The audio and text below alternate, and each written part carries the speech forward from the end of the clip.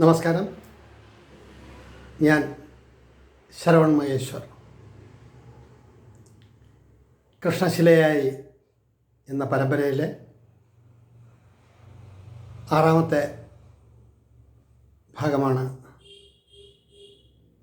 ഞാനിന്ന് എൻ്റെ വാക്കുകളിലൂടെ പറയാൻ ഉദ്ദേശിക്കുന്നത്. മലയാള ഭാഷയുടെ വളർച്ചയ്ക്കും മലയാളം അക്ഷരങ്ങളെ പുനർജനിപ്പിച്ചും അതിന് വേണ്ടത് ചെയ്തും മലയാള മണ്ണിൽ ജീവിച്ച് മറഞ്ഞ ഒരു വ്യക്തിത്വത്തെക്കുറിച്ചിട്ടാണ് ഞാൻ നിങ്ങളോട് പറയാൻ ഉദ്ദേശിക്കുന്നത്.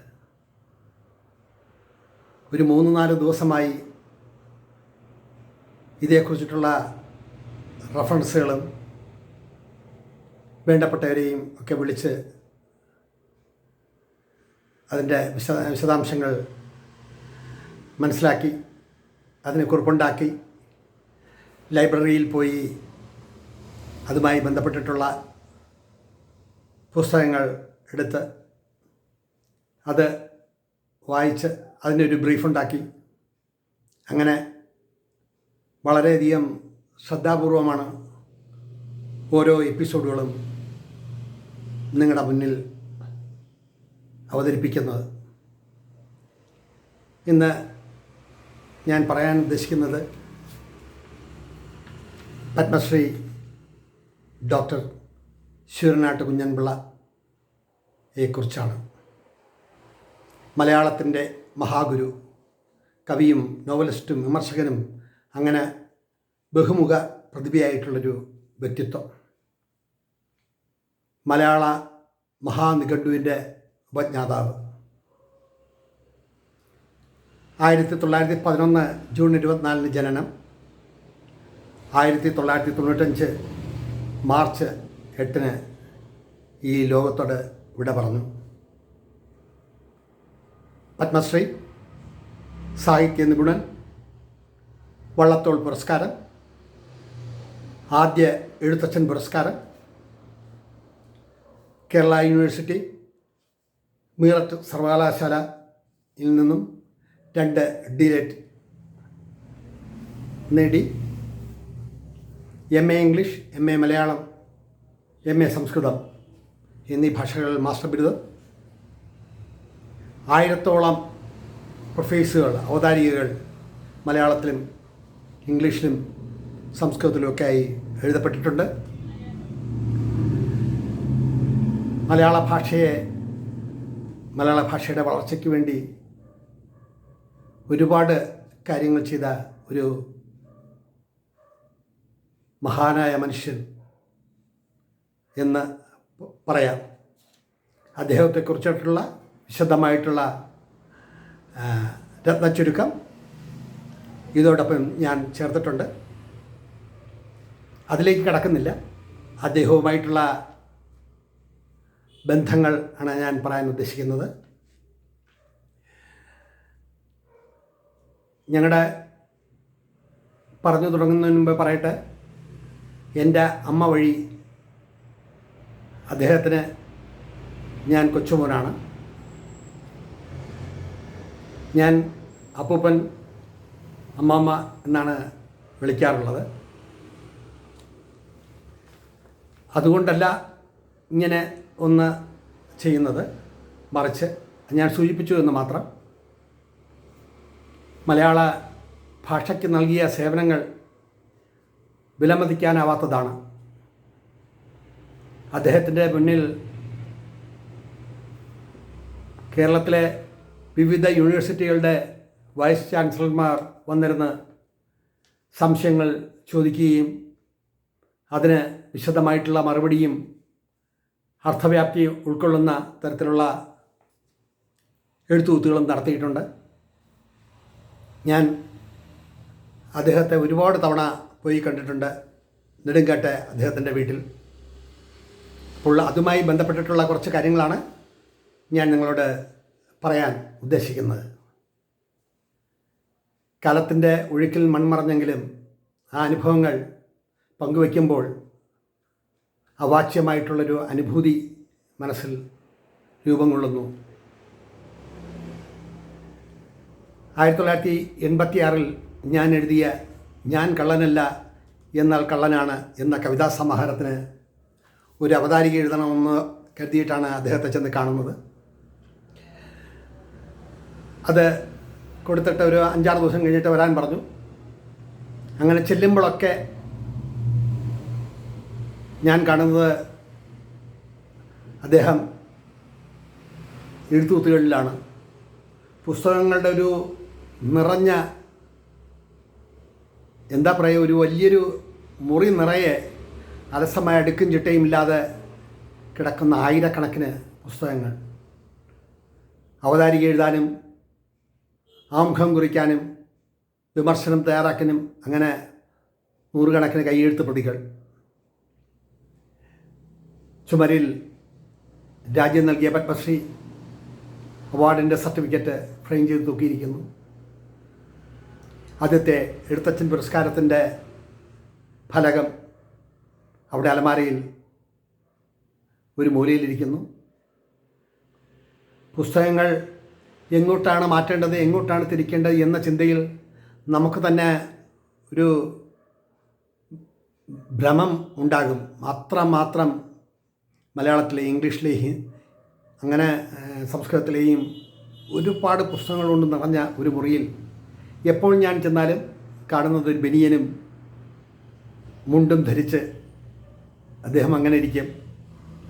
ചെന്നാൽ ഉടൻ തന്നെ വേറൊരു ജൂബയെടുത്തിട്ട് കടന്നു വരും. കടന്നു വന്ന ഉടനെ തന്നെ അദ്ദേഹത്തിൻ്റെ സഹധർമ്മിണിയെ വിളിക്കും. ഇവന് എന്തെങ്കിലും കൊടുക്കാണ്ട് വിടണ്ട, നീ 2 ദോശ ഉണ്ടാക്ക് എന്ന് പറയുമ്പോൾ എന്നെ നോക്കി ഒന്ന് ചിരിക്കും. ദോശയോ അപ്പമോ എന്തെങ്കിലും എപ്പോൾ ചെന്നാലും എന്തെങ്കിലും കഴിക്കാൻ തരാണ്ട് വിടുന്ന പതിവില്ല. അങ്ങനെ എൻ്റെ കവിതാസമാഹാരം അദ്ദേഹത്തിന് കൊടുത്തിട്ട് ഒരാഴ്ചയ്ക്ക് ശേഷം ഞാൻ ചെന്ന് കണ്ടിട്ട് പറഞ്ഞു, ഇത് വായിച്ചിട്ട് എന്ത് തോന്നി എന്ന് ചോദിച്ചപ്പോൾ ചിരിച്ചിട്ട് എന്നോട് പറയുകയാണ്, ഗദ്യശൈലിയിലല്ലേ എഴുതിയിരിക്കുന്നത്, കവിത ഛന്ദോബദ്ധമാകണം, കവിതയ്ക്ക് വൃത്തവും താളവും അലങ്കാരവും ഒക്കെ ഉണ്ടെങ്കിലേ അതിനൊരു സൗന്ദര്യം വരുള്ളൂ. എന്നാലും മോൻ എഴുതിയത് പുതിയ യുഗത്തിൻ്റെ സ്ഫുരണങ്ങൾ അതിൽ കാണുന്നു. ഞാൻ പറഞ്ഞു തരാം, എഴുതിയെടുക്കൂ എന്ന് പറഞ്ഞ് എന്നെ മേശയുടെ മറുവശത്തിരുത്തി കുറേ പേപ്പറുകൾ തന്നു. ആ പേപ്പറിൽ അദ്ദേഹം പറഞ്ഞതെല്ലാം ഞാൻ കുറിച്ചെടുക്കുകയാണ്. ഒരു 1.5-2 മണിക്കൂർ കൊണ്ട് ഒരു 10-18 പേജുള്ള ഒരു അവതാരിക ആ സൃഷ്ടിയെക്കുറിച്ചിട്ട് എഴുതിത്തന്ന ശേഷം അദ്ദേഹം അതിൽ ഒപ്പിട്ട് ഡേറ്റും ഒക്കെ ഇട്ട് തന്നു. എൻ്റെ ആദ്യ കവിതാ സമാഹാരമായ അപ്പുവേട്ടനോടും അദ്ദേഹത്തിന് അയച്ചു കൊടുത്തപ്പോൾ അതും വായിച്ചിട്ട് അതിനും മറുപടി അയച്ചു തന്നു. അപ്പോൾ ഇത് വായിച്ച ശേഷം മനസ്സിൽ അദ്ദേഹം മൂക്കത്തിങ്ങനെ വിരൽ വെച്ചുകൊണ്ട് പറഞ്ഞു, എന്താ പാടാ നീ എഴുതി കൂട്ടിയിരിക്കുന്നത് എന്ന് പറഞ്ഞിട്ടൊരു ചിരി ചിരിച്ചു. അപ്പോൾ ഞാൻ പറഞ്ഞു, എൻ്റെ അറിവ് വളരെ പരിമിതമാണ്. എൻ്റെ ചിന്തയിൽ വന്നത് കവിതയാണെന്നുള്ള വിശ്വാസത്തോടു കൂടിയാണ് ഞാൻ 10-26 കവിതകൾ എഴുതിയത്. ആദ്യത്തെ കവിതാ സമാഹാരത്തിൽ 50 കവിതകളാണെങ്കിൽ കുറേ കൂടി അവധാനതയോടെ പുസ്തകങ്ങൾ വായിക്കുകയും ചിന്തിക്കുകയും ഒക്കെ ചെയ്താണ്. ഇതിൽ 26 കവിതകളേ ഉള്ളൂ. അങ്ങനെ രണ്ടാമത്തെ കൃതിയിൽ പത്മഭൂഷൺ ഡോക്ടർ ജി രാമചന്ദ്രനും ഡോക്ടർ ശിവനാട്ട് കുഞ്ഞമ്പിള്ളയും അവതാരിക എഴുതി. ആ പുസ്തകം 1986 പബ്ലിഷ് ചെയ്തത്. ഞാനിവിടെ പറയാവുന്ന ചില ഓർമ്മകളും ചിന്തകളും അദ്ദേഹത്തിൻ്റെ സ്നേഹവും എല്ലാം പ്രകടമാക്കുന്ന ചില കാര്യങ്ങളാണ്. ഒരിക്കൽ എൻ്റെ സുഹൃത്ത് സംവിധാനം ചെയ്ത ഒരു 45 മിനിറ്റുള്ള ഒരു പദയാത്ര മോചനത്തിലേക്ക് എന്നാണ് അതിൻ്റെ ടൈറ്റിൽ. ഗ്രന്ഥശാല സംഘത്തിൻ്റെ ഉപജ്ഞാതാവായ PN പണിക്കർ നയിക്കുന്ന മഞ്ചേശ്വരത്തു നിന്നും തുടങ്ങി കന്യാകുമാരിയിൽ വന്നെത്തിച്ചേരുന്ന 41 ദിവസം നടന്ന് വായന വളർത്തുക, എഴുത്തിനെ പ്രോത്സാഹിപ്പിക്കുക എന്ന് തുടങ്ങിയ മുദ്രാവാക്യങ്ങളുമൊക്കെയായി 10-40 പേർ കേരളത്തിൻ്റെ അങ്ങേയറ്റത്ത് മഞ്ചേശ്വരത്തു നിന്നും തുടങ്ങി പദയാത്ര 41 ദിവസം കൊണ്ട് കന്യാകുമാരിയിലാണ് വന്ന് അവസാനിച്ചത്. ആ പദയാത്രയിൽ ഞാനും പങ്കെടുത്തിരുന്നു. ഓരോ രാവും ഓരോ ഗസ്റ്റ് ഹൗസുകളിലും ഓരോ സ്കൂളുകളിലുമാണ് അന്തി ഉറങ്ങിയത്. PN പണിക്കർ എന്ന മഹത് വ്യക്തിത്വത്തിന് ഇപ്പം സ്മാരകവും ഒക്കെ ഉണ്ടായി എങ്കിലും അദ്ദേഹം ജീവിച്ചിരുന്നപ്പോൾ തന്നെ അദ്ദേഹത്തിന് ഒരു പത്മഭൂഷൺ എങ്കിലും കൊടുക്കേണ്ടിയിരുന്നു എന്നതാണ് എൻ്റെ ചിന്ത. കാരണം എഴുത്തിനു വേണ്ടി ഇത്രയും കാര്യങ്ങൾ ചെയ്തതും കേരളത്തിൽ ഗ്രന്ഥശാലാ സംഘം എന്ന് തുടങ്ങുന്നതും അദ്ദേഹമാണ്. അദ്ദേഹത്തെക്കുറിച്ച് വേറെ എപ്പിസോഡിൽ ഞാൻ നിങ്ങളോട് പറയാം. പക്ഷേ ആ ചിത്രത്തിൻ്റെ ചിത്രീകരണവും എഡിറ്റിങ്ങും എല്ലാം കഴിഞ്ഞ് മോചനത്തിലേക്ക് എന്നാണ് പേരിട്ടിരിക്കുന്നത്. അപ്പോൾ അതിനൊരു ഇംഗ്ലീഷ് ടൈറ്റിൽ വേണം. അന്ന് ഞങ്ങൾ ചിത്രാഞ്ജലി സ്റ്റുഡിയോയിൽ വെച്ചിട്ടാണ് ഇതെല്ലാം ചെയ്യുന്നത്. അന്ന് വിശ്രുത സംവിധായകനായ ഷാജി N. കരുൺ ആണ് അന്ന് ചിത്രാഞ്ജലി സ്റ്റുഡിയോയുടെ മാനേജർ. അദ്ദേഹത്തെയും കണ്ട് ഇതേപ്പറ്റി സംസാരിച്ചു. അങ്ങനെ ആ ഹാളിൽ നിൽക്കുമ്പോൾ ഞങ്ങൾ അതിനെപ്പറ്റി ഇങ്ങനെ ആലോചിച്ച് ചിന്തിച്ചിരിക്കുന്ന അവസരത്തിലാണ് ഞാൻ പെട്ടെന്ന് ശ്രീ ശ്രീനാട്ട് കുഞ്ഞമ്പിള്ള സാറിനെ വിളിക്കുന്നതും ഞാൻ അപ്പോൾ തന്നെ പറയുകയാണ്, മോചനത്തിലേക്ക് എന്നുള്ളതിനൊരു നല്ലൊരു ആപ്റ്റായിട്ടുള്ളൊരു ഇംഗ്ലീഷ് വാക്ക് പറഞ്ഞു തരണം എന്ന് പറഞ്ഞു. കുറച്ച് നേരം ഒരു 1-2 മിനിറ്റിനുള്ളിൽ തന്നെ അദ്ദേഹം പറഞ്ഞു, ഫോർ ദി റിഡംഷൻ എന്ന് പറഞ്ഞു. റിഡംഷൻ്റെ സ്പെല്ലിങ് ഞാൻ ആ സമയത്ത് എഴുതിയ 2-3 പ്രാവശ്യം കുറിച്ചെടുത്തത് തെറ്റാണ്. അപ്പോൾ 1-2 തവണ പറഞ്ഞു അദ്ദേഹം. 3-ാമത്തെ തവണ പറയുമ്പം നിനക്ക് ഇംഗ്ലീഷ് അക്ഷരമൊന്നും അറിയില്ലല്ലേ ശരിക്ക്, റിഡംഷൻ എന്നെഴുതൂ എന്ന് പറഞ്ഞിട്ട് വീണ്ടും സ്പെല്ലിംഗ് പറഞ്ഞു തന്നു. ഞങ്ങൾ കുറിച്ചെടുത്തു.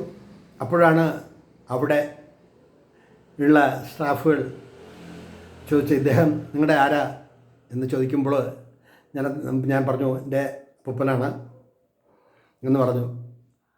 അപ്പോൾ ആ പറഞ്ഞത് കേട്ടിട്ട് അന്ന് ശ്രീ ഷാജി N. കരുൺ ചിരിച്ചിട്ട് പറഞ്ഞു, ആഹാ, അപ്പോൾ എഴുത്തിൻ്റെ പാരമ്പര്യമുള്ള കുടുംബത്തിലാണല്ലേ എന്ന് ഇത്രമാത്രം പറഞ്ഞു, ചിരിച്ചു. ഞങ്ങൾ ആ ടൈറ്റിൽ അതിന് ചേർത്തു. പറയുമ്പോൾ ഈ ചിത്രം ഏകദേശം 40-45 മിനിറ്റുള്ള ഈ ചിത്രം സംവിധാനം ചെയ്ത് എൻ്റെ സുഹൃത്തു കൂടിയായ M. വേണുകുമാറാണ്. അപ്പോൾ അതിനുശേഷം വീണ്ടും 3-4 തവണ അദ്ദേഹത്തെ കാണാൻ പോകുമ്പോഴെല്ലാം ഏതെങ്കിലും യൂണിവേഴ്സിറ്റികളുടെ വൈസ് ചാൻസലർമാർ അവിടെ കാണും, അല്ലെങ്കിൽ സാഹിത്യവുമായി ബന്ധപ്പെട്ടിട്ടുള്ള വലിയ വലിയ എഴുത്തുകാർ കാണും. അപ്പോൾ വ്യക്തിപരമായിട്ടുള്ള കാര്യങ്ങളും പേഴ്സണലായിട്ടുള്ള കാര്യങ്ങളും ഒന്നും സംസാരിക്കാൻ കഴിയില്ല. വന്ന് കുറേ നേരം കണ്ട് കുശലമൊക്കെ പറഞ്ഞ് അമ്മാമ്മയെ കയറി കണ്ട് അമ്മാമ്മ ഇരുന്ന് ചായയും എന്തെങ്കിലും പലഹാരവും കഴിച്ച് കുറേ നേരം ഇരിക്കും. അവർ പോയി കഴിഞ്ഞാൽ കാണും. അവർ പോവാതിരുന്നാൽ ഒരു 3/4 മണിക്കൂറൊക്കെ ആകുമ്പോൾ ഞാൻ അവിടെ നിന്ന് ഇറങ്ങും. അങ്ങനെ എൻ്റെ വിവാഹത്തിന് ക്ഷണിക്കുമ്പോൾ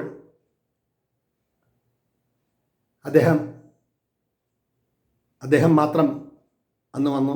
അദ്ദേഹത്തിൻ്റെ കുടുംബത്തിൽ വേണ്ടപ്പെട്ട ഒരാൾ മരിക്കുകയൊക്കെ ചെയ്തുകൊണ്ട് വളരെ വിഷമത്തിലായിരുന്നുവെങ്കിലും അദ്ദേഹം എൻ്റെ കല്യാണത്തിന് വന്നു എന്നെ അനുഗ്രഹിച്ചു.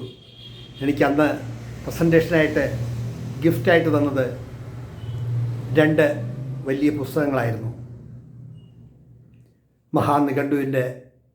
മലയാള മഹാനിഘണ്ടുവിൻ്റെ ഒന്നാം ഭാഗവും രണ്ടാം ഭാഗവും അങ്ങനെ 2 പുസ്തകങ്ങൾ എനിക്ക് സമ്മാനമായി തന്നു. അതിനുശേഷം വീണ്ടും കാണുമ്പോൾ അദ്ദേഹത്തിൻ്റെ മനസ്സ് വല്ലാത്ത ഒരു ദുഃഖക്കയത്തിലായിരുന്നു. രാജ്യം നൽകി ആദരിച്ച പത്മശ്രീ വാങ്ങാൻ നേരിട്ട് പോകാൻ കഴിയാതെ വന്നു. പക്ഷേ എങ്കിലും അദ്ദേഹത്തിൻ്റെ പ്രവർത്തന മേഖലയിൽ വളരെയധികം നേട്ടങ്ങൾ കാലാനുവർത്തിയായി ഇന്ന് നിൽക്കുന്നു. ഒരിക്കൽ എന്നോട് പറയുകയുണ്ടായി, അധ്യാപകർക്കെല്ലാം ശമ്പളം വളരെ കുറവാണ്. അന്ന് മുണ്ടശ്ശേരി മാസ്റ്റർ വിദ്യാഭ്യാസ മന്ത്രിയായിരുന്ന കാലത്ത് ഇദ്ദേഹം ഒരു നോട്ട് എഴുതി അയച്ചു. ആർക്ക് കിട്ടുന്ന കാശും ഉപ്പും മുളകും അരിയും അങ്ങനെ തികയുള്ളൂ. ഇന്ന് ഈ കിട്ടുന്ന ഇതുകൊണ്ട് ഒരു കുടുംബം കഴിഞ്ഞ് മുന്നോട്ട് പോകാൻ വളരെയധികം പ്രയാസമാണ്. അതുകൊണ്ട് എല്ലാ അധ്യാപകർക്കും ചെറുതായാലും വലുതായാലും അവർക്ക് ശമ്പളം വർദ്ധിപ്പിച്ചു കൊടുക്കണം എന്ന് പറഞ്ഞ് ഒരു നോട്ട് എഴുതി അയച്ചതും മുണ്ടശ്ശേരി മാസ്റ്റർ അതിന് റെസ്പോണ്ട് ചെയ്തതും അതിനെ അംഗീകരിച്ച് പുതിയ ബില്ല് കൊണ്ടുവരികയും ശമ്പള വർധനവ് വരുത്തുകയും ഒക്കെ ചെയ്തു. അദ്ദേഹത്തിൻ്റെ കൃതികളെല്ലാം കവിതയായാലും നോവലായാലും അദ്ദേഹത്തിൻ്റെ സൃഷ്ടികൾ ഒന്നിനൊന്ന് മികച്ചതാണ്. അതിനേക്കാൾ ഉപരി അദ്ദേഹത്തിൻ്റെ പെരുമാറ്റം, ഇത്രയും അറിവും പാണ്ഡിത്യവുമുള്ള ഒരു വലിയ വ്യക്തിത്വം, അദ്ദേഹത്തിൻ്റെ മലയാളത്തിൻ്റെ മഹാനിഘണ്ടു ലോകം മുഴുവൻ അംഗീകരിച്ച ഒന്നാണ്. അതിൻ്റെ ഫലമാണ് മീററ്റ് സർവകലാശാല നൽകിയ ഡോക്ടറേറ്റ്. അറിവിൻ്റെ ഒരു വലിയൊരു കടലാണ് അദ്ദേഹം. നമ്മൾ എന്ത് സംശയം ചോദിച്ചാലും അതിന് മിനിറ്റുകൾക്കുള്ളിൽ നമുക്ക് അർത്ഥശങ്കയ്ക്കിടയില്ലാതെ മറുപടി തരുന്ന ഒരു വ്യക്തി. അദ്ദേഹത്തിൻ്റെ ചില പ്രത്യേകതകൾ, 84 വയസ്സിലും അദ്ദേഹം രാത്രി 2 മണിക്കാണ് കുളിക്കുന്നത്. എന്നും നിരന്തരം അദ്ദേഹം കുളിക്കുന്നത് രാത്രി 2:30 മണിക്കാണ്. ആ പ്രായത്തിലും അദ്ദേഹം 1-2 കോഴ്സിന് പഠിക്കാൻ ചേർന്നിരിക്കുകയാണ്. നിങ്ങൾ ചിന്തിക്കുക, ഇത്രയും വിദ്യാഭ്യാസവും ഇതെല്ലാം വിദ്യാഭ്യാസ വിചക്ഷണനായ അദ്ദേഹം ആ പ്രായത്തിലും 2 കോഴ്സുകൾക്ക് ചേർന്ന് പഠിക്കുകയാണ്. അപ്പോൾ അറിവ് ഒരു സാഗരമാണ്. എത്ര പഠിച്ചാലും തീരില്ല എന്നുള്ളതാണ് അതിൻ്റെ കാര്യം.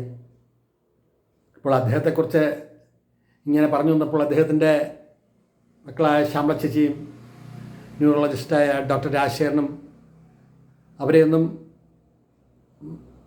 പറയാതെ കടന്നു പോകുന്നത് ശരിയല്ല. എല്ലാവരോടും സ്നേഹമാണ് അദ്ദേഹത്തിന്. അദ്ദേഹം പങ്കെടുത്ത ഒരുപാട് VJT ഹാളിലും അതേപോലെ സംസ്കൃത കോളേജിലും ഒക്കെ അദ്ദേഹം നടത്തിയ പ്രഭാഷണങ്ങൾ, അതെല്ലാം ഒരു വലിയ ചരിത്രം തന്നെയാണ്. അത് പറയാതെ കടന്നു പോകാൻ കഴിയില്ല. കേരള യൂണിവേഴ്സിറ്റി ലെക്സിക്കണിൽ അദ്ദേഹം ഈ മലയാള നിഘണ്ടു തയ്യാറാക്കി തുടങ്ങുമ്പോൾ എത്രയോ വർഷങ്ങൾ കൊണ്ടാണ് അത് കംപ്ലീറ്റ് പൂർത്തിയാക്കി. അതിനുശേഷം ഒരുപാട് പേർ വന്നെങ്കിലും അതിൻ്റെ പൂർണ്ണ രൂപം തയ്യാറാക്കിയ ശേഷമാണ് അദ്ദേഹം അതിൽ നിന്നും മാറിയത്. ശ്മശാന ദീപം എന്നുള്ള അദ്ദേഹത്തിൻ്റെ കൃതി മികച്ചതാണ്. അത് സ്കൂൾ തലത്തിലും മറ്റും പഠന വിഷയമാക്കി മാറ്റിയിട്ടുണ്ടായിരുന്നു.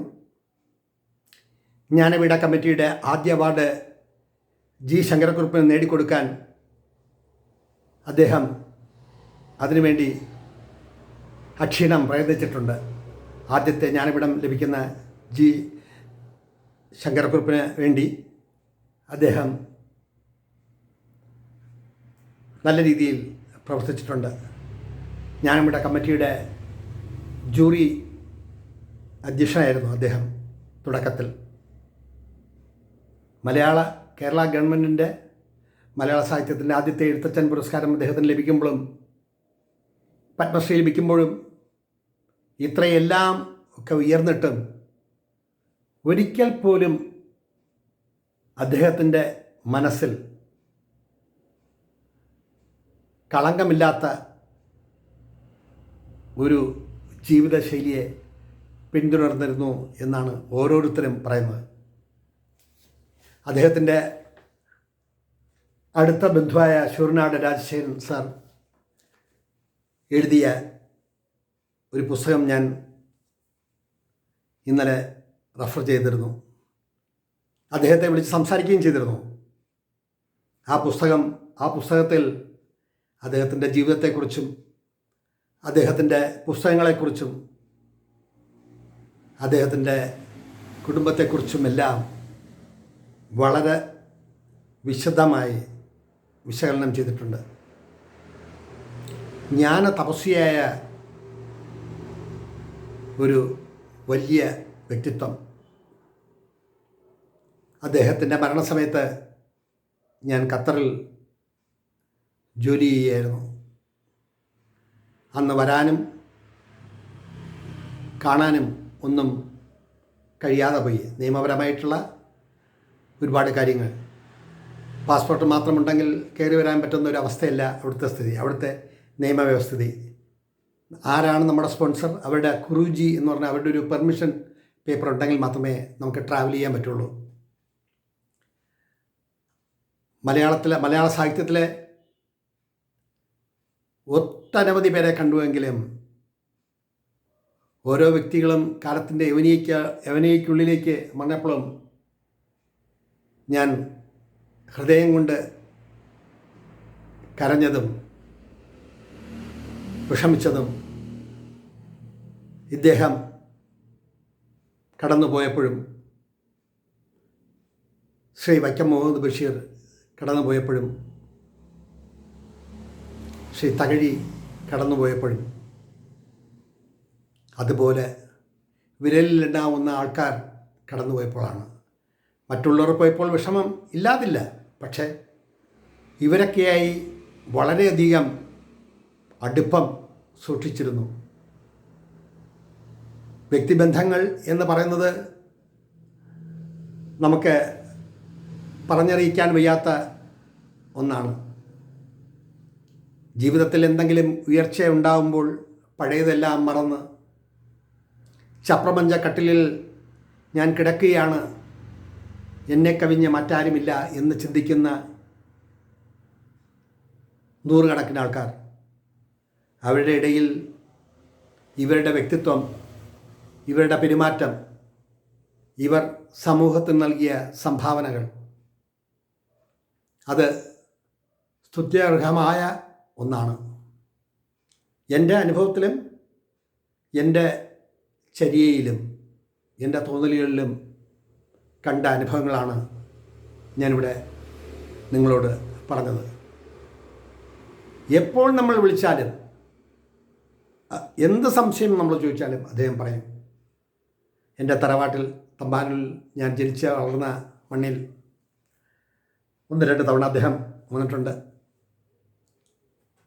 എൻ്റെ മരിച്ചുപോയ ഒരു ജ്യേഷ്ഠൻ വിജയകുമാരൻ നായർ എന്ന് പറഞ്ഞ അദ്ദേഹം ഹാർട്ട് അറ്റാക്കിലാണ് മരണപ്പെട്ടത്. അദ്ദേഹം ഒരു സായാഹ്ന ദിനപത്രം ഇറക്കിയിരുന്നു. ആദ്യകാലത്ത് ശ്രീ ശൂരനാട്ട് കുഞ്ഞമ്പള സാറിനെയാണ് അന്ന് അതിൻ്റെ ചീഫ് എഡിറ്ററായി വെച്ചത്. 2-3 ലക്കങ്ങൾക്ക് ശേഷം അദ്ദേഹത്തെ ഇതിൻ്റെ തുടർ ലക്കങ്ങളിൽ ചേർക്കാൻ കഴിയാതെ പോയി. അതിനു മുന്നേ അദ്ദേഹം, എൻ്റെ ജ്യേഷ്ഠൻ, കാല യവനികയ്ക്കുള്ളിൽ മറഞ്ഞു 28-ാമത്തെ വയസ്സിൽ. 4-5 ചെറുകഥകൾ എഴുതിയിട്ടുണ്ട്. പത്രപ്രവർത്തനവുമായി മുന്നോട്ട് പോയിരുന്നു. അന്ന് അതിനുശേഷവും 1-2 തവണ അദ്ദേഹം എൻ്റെ വീട്ടിൽ വന്നിട്ടുണ്ട്. മായാത്ത ആ ചിരിയും സ്നേഹമസൃണമായ സംഭാഷണവും നീളമുള്ള വെള്ള ജൂബയും, അതല്ലാണ്ട് മറ്റ് കളറുകളൊന്നും ഞാൻ കണ്ടിട്ടില്ല. വെള്ള ജൂബയും വെള്ളമുണ്ടും തോളിലൊരു ഷാളുമായി അദ്ദേഹം വരുന്നത് തന്നെ മുന്നിൽ നിൽക്കുന്നു. അതിൻ്റെ ഒരു തുടർച്ച, അല്ലെങ്കിൽ അതിൻ്റെ ഒരു തീപ്പൊരിയാണ് ഞാൻ എൻ്റെ ഈ പ്രോഗ്രാമുകളിൽ ഈ നേരിത മുണ്ടും ഇതും ഇടുമ്പോൾ എൻ്റെ മനസ്സിൽ ഓടി വരുന്നത് അതാണ്. അതുപോലെ തന്നെ ജീവിതത്തിലെ പ്രയാസഘട്ടങ്ങളിൽ, എഴുത്തിൻ്റെ മേഖലകളിൽ നമുക്ക് ഉണ്ടാകുന്ന കൈപ്പേറിയ ഒരുപാട് അനുഭവങ്ങൾ, അപ്പോഴൊക്കെ അദ്ദേഹത്തെ വിളിക്കുമ്പോൾ പറയും, അതിലൊന്നും വിഷമിക്കേണ്ട, എന്ത് ശരിയെന്ന് തോന്നുന്നു അതെഴുതൂ. ഇത് പറഞ്ഞു വന്നപ്പോൾ ഞാൻ പറയാൻ വന്നത് മറന്ന് ആണെങ്കിലും ഇപ്പോൾ ഓർമ്മയിൽ വന്നു. പ്രശസ്തനായ സാഹിത്യത്തെ വിമർശനത്തിൻ്റെ മുൾമുനയിൽ നിർത്തിയ എം കൃഷ്ണൻ നായർ സാർ ആകെ ബഹുമാനിക്കുന്നതിനുപരി എന്തെങ്കിലും സംശയങ്ങൾ ചോദിക്കുന്ന ഇദ്ദേഹത്തോടാണ്. എൻ്റെ ഒരു നോവൽ 48 ഉദയവും 47 അസ്തമയവും എന്ന നോവൽ പബ്ലിഷ് ചെയ്യുന്നതിന് മുമ്പ് അതിന് അവതാരിക എഴുതിയത് പ്രശസ്ത നോവലിസ്റ്റായ ശ്രീ പ്രൊഫസർ GN പണിക്കരും ശ്രീ C രാധാകൃഷ്ണനും മലയാളം തമിഴ് നോവലിസ്റ്റായ നീല പത്മനാഭനുമാണ് എഴുതിയിട്ടുള്ളത്. ആ പുസ്തകത്തിൻ്റെ കയ്യെഴുത്ത് പ്രതിയുമായി ഞാൻ ശാസ്ത്രമംഗലത്തെ എം കൃഷ്ണൻ നായർ സാറിൻ്റെ വീട്ടിൽ കൊണ്ടു കൊടുത്തിട്ട് ഞാൻ പറഞ്ഞു, ഒരു കള്ളം കൂടി പറഞ്ഞു. ശ്രീ ശൂരനാട്ട് കുഞ്ഞൻപിള്ള സാറിൻ്റെ കൊച്ചുമോനാണ്, അദ്ദേഹത്തോട് പറഞ്ഞിട്ടാണ്. ഞാൻ പറഞ്ഞു എന്ന് പറഞ്ഞാൽ മതി, ഒരു അവതാരിക എഴുതി തരും. നല്ല വിമർശിച്ച്, സാറൊന്ന് വിമർശിച്ച് തന്നാൽ ഞാൻ രക്ഷപ്പെടും. എല്ലാവരും സാറിൻ്റെ വിമർശനം കേൾക്കുമ്പോൾ വിഷമിക്കുന്നു. നോവലിസ്റ്റായ P. വത്സലയെയും അങ്ങനെ ഒരുപാട് നിരവധി പേരുടെ കൃതികളെ കീറി മുറിച്ച് വിമർശിച്ചിട്ടുണ്ട് അദ്ദേഹം. അപ്പോൾ ഞാൻ വളരെയധികം ആഗ്രഹിക്കുകയാണ്, ഒന്ന് വിമർശിച്ച് തന്നാൽ ഞാൻ രക്ഷപ്പെടുമല്ലോ എന്ന രീതിയിൽ ഒരു കള്ളമാണ് എന്ന് പറഞ്ഞതെങ്കിലും അദ്ദേഹത്തോടെ എനിക്ക് ബഹുമാനമുണ്ട്. ഞാൻ ലോകത്തിൽ ആരോടെങ്കിലും എനിക്കെന്തെങ്കിലും സംശയം വന്നാൽ ഞാൻ ചോദിക്കുന്നത് ശൂരനാട്ട് കുഞ്ഞൻപിള്ള സാറിനോടാണ്. അപ്പോൾ ഞാൻ പറഞ്ഞ അതിൻ്റെ ഇതിലെങ്കിലും ഒരു പേജിലുള്ള ഒരു കുറിമാനം എഴുതി തന്നാൽ അതെനിക്ക് ഭയങ്കര വിലമതിക്കാത്തൊരു എഴുത്താണ് എന്നൊക്കെ പറഞ്ഞു നോക്കി. ഒരു 5-6 തവണ കയറി ഇറങ്ങി ഒടുവിൽ വളരെ വിഷമത്തോടെ പറഞ്ഞു, കുഞ്ഞേ, എന്തോ എനിക്ക് കഴിയുന്നില്ല എഴുതാൻ, ഇതെങ്ങനെ ചിന്തിക്കണം എന്ന് തന്നെ ഞാൻ പലതവണ ആലോചിച്ചു. എന്നോട് ക്ഷമിക്കുക, കുഞ്ഞൻപിള്ള സാറിനോട് ഞാൻ പറഞ്ഞേക്കാം എന്ന് പറഞ്ഞു. അപ്പോൾ എനിക്കൊന്ന് പേടിയായി. ഞാൻ തിരികെ നെടുങ്കാട്ടുള്ള അദ്ദേഹത്തിൻ്റെ വീട്ടിൽ ചെന്നിട്ട് സംസാരം പറ്റി ഇങ്ങനെയെന്ന് പറഞ്ഞപ്പോൾ എൻ്റെ കാറിൽ ഇങ്ങനെ പിടിച്ചെന്ന് കിഴുക്കിയിട്ട് പറഞ്ഞു, നീ ഞാൻ പറയാത്ത കാര്യം ചെന്ന് എന്തിനാ ഇങ്ങനെ പറയാൻ പോയേ എന്ന് ചോദിച്ചു. ഞാൻ പറഞ്ഞു, വേറെ ഒരു മാർഗവുമില്ല, അപ്പനെ മാത്രമേ എന്നോട് മാത്രമേ അതിൽ ഡൗട്ട്സ് ഉണ്ടെങ്കിൽ ചോദിക്കാറുള്ളൂ. അപ്പോൾ അങ്ങനെ പറഞ്ഞെങ്കിൽ ഒരു വിമർശനാത്മകമായിട്ടുള്ള ഒരു കുറിപ്പ് കിട്ടിയാൽ അത് എൻ്റെ വളർച്ചയ്ക്ക് അത് ഗുണം ചെയ്യും എന്ന് ഞാൻ കരുതി. എല്ലാവരും വിമർശനം ഇഷ്ടപ്പെടാതിരിക്കുമ്പോൾ ഞാൻ വിമർശനത്തെ കൂടുതൽ ഇഷ്ടപ്പെടുന്നു. വിമർശിക്കുമ്പോഴും നമ്മൾ വളരുകയാണ്, അല്ലാണ്ട് അവിടെ സൃഷ്ടി വേറെ സൃഷ്ടാവ് വേറെ എന്ന കാഴ്ചപ്പാടാണ് എൻ്റെത്. എന്നിട്ട് ചിരിച്ചിട്ട് പറഞ്ഞു, എഴുതി കിട്ടിയോ എന്ന് ചോദിച്ചു. അപ്പോൾ ഇല്ല എന്ന് പറഞ്ഞു. സാരമില്ല, അതിലൊന്നും വിഷമിക്കണ്ട, എന്ത് ശരി എന്ന് തോന്നുന്നു അത് എഴുതിക്കോളൂ. കാലം വിധി എഴുതും. നിങ്ങളെന്താണ് എഴുതിയെന്നും നിങ്ങളെന്താണെന്നും ഒക്കെ കാലം വിധി എഴുതും. പക്ഷെ അക്ഷരങ്ങൾക്ക് മരണമില്ല. ഞാനും എന്തൊക്കെയോ കുത്തിക്കുറിക്കുന്നു. കാലം എന്നെ എങ്ങനെ കാണുമെന്ന് അറിയില്ല. എങ്കിലും ഒരു കവിയായിട്ട് കാണാനാണ് എനിക്ക് ആഗ്രഹം എന്നെന്നോട് പറയുകയുണ്ടായി. അങ്ങനെ ഒരുപാട് ഓർമ്മകൾ മനസ്സിൽ തങ്ങി നിൽക്കുന്നു.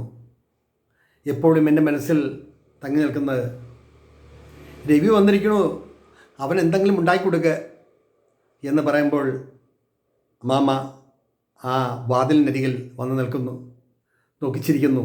എന്നിട്ട് അകത്തട്ടിലേക്ക് വിളിച്ച് ഇരുത്തി ദോശയെല്ലാം തന്ന്, ഇപ്പോഴും എഴുത്തും വായനയൊക്കെ ഉണ്ടോ, നമ്മുടെ പാരമ്പര്യം നിർത്താൻ ആരെങ്കിലുമൊക്കെ ഉണ്ടാവുന്നത് നല്ലതാണല്ലോ എന്നൊക്കെ പറഞ്ഞു സംസാരിച്ചു. തൊഴുകൈകളോടെ അവിടുന്ന് ഇറങ്ങി. കാലം എത്രയോ കഴിഞ്ഞു, അദ്ദേഹം കടന്നുപോയി. പക്ഷേ എൻ്റെ മനസ്സിൽ ആരൂഢമായ, എൻ്റെ മനസ്സിൽ മറയാത്ത ഒരുപാട് ഓർമ്മകൾ. ആ ഓർമ്മകളുടെ മുന്നിൽ പ്രണമിക്കുന്നതോടൊപ്പം മലയാള സാഹിത്യത്തിൻ്റെ നിറച്ചാർത്ത്, മലയാള സാഹിത്യത്തിലെ അഗ്രഗണ്യനായ ഒരു എഴുത്തുകാരൻ ഈ ലോകത്ത് ഉണ്ടായിരുന്നു, ഈ ലോകത്ത് ജീവിച്ചു എന്ന് 1000 വർഷം കഴിഞ്ഞാലും മലയാള ഭാഷയെ സംബന്ധിച്ചിടത്തോളം ഓർമ്മിക്കപ്പെടുന്ന ഒരു മഹാ വ്യക്തിത്വമാണ് പത്മശ്രീ ഡോക്ടർ ശൂരനാട്ട് കുഞ്ഞമ്പിള്ള. എൻ്റെ വാക്കുകൾ ഇവിടെ ഉപസംഹരിക്കുന്നു. എല്ലാവരും കാണുക, നിങ്ങളുടെ അഭിപ്രായങ്ങൾ രേഖപ്പെടുത്തുക. നന്ദി, നമസ്കാരം.